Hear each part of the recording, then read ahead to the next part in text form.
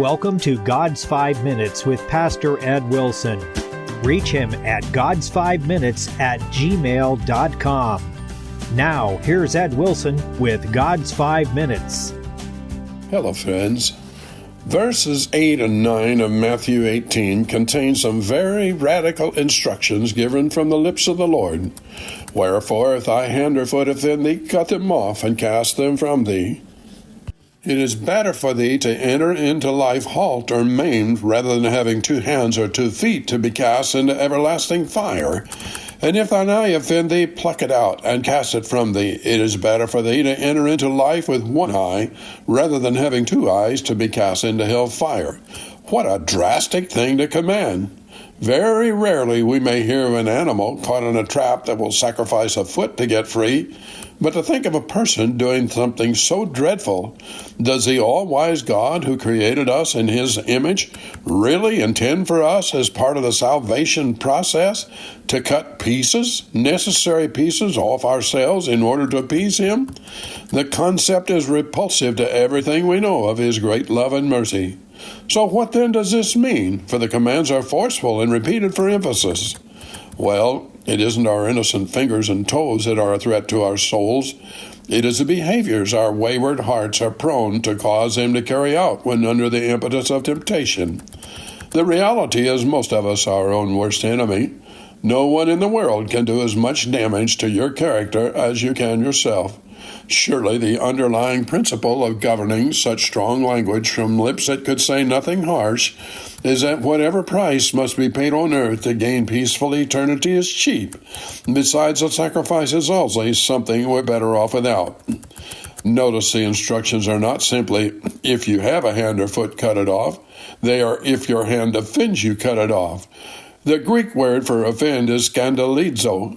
It is the term from which we have our word scandal.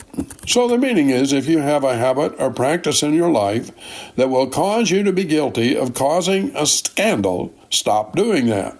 For instance, it isn't wrong to enjoy eating grapes. It isn't even wrong to slip over to your neighbor's vineyard outside your window and buy some grapes, although you may already have some of your own. But it is very scandalous to love grapes so much when darkness has come, your unsuspecting neighbor lies sleeping, you sneak into his unprotected vineyard and rob him of his harvest. The simple lesson is that obeying the rules of right and wrong is always more important than satisfying our desires. So how, using our example of the tasty grapes once again, do you cut off the temptation to steal from your neighbor? Does God want you to paint all the windows in that side of your house black? To nail shut the door opening into the courtyard that lies between your property and his? To always step out of your house with your face turned away from your neighbor? Or does he maybe want you to vow to give up all grapes and grape products forever? To allow no raisins or grape juice in your home? Never taste a salad with grapes in it? Go through the encyclopedias on your bookshelf and tear out every page with pictures of grapes and even references to grapes? Maybe that could be described as an extreme form of cutting off a member that has tempted you to sin. Thank God there is a deeper and better way. The real problem is not the sight of the clusters sagging the branches of the grapevines by their weight, nor is it the taste of raisins in your breakfast cereal. Paul captured the essence of the problem in his command to the Colossians, which very nearly echoes the commandment of the Lord. Mortify, therefore, your members which are upon the earth, fornication, uncleanness, inordinate affection, evil concupiscence, and covetousness. Inordinate affection is so strong, it's out of order.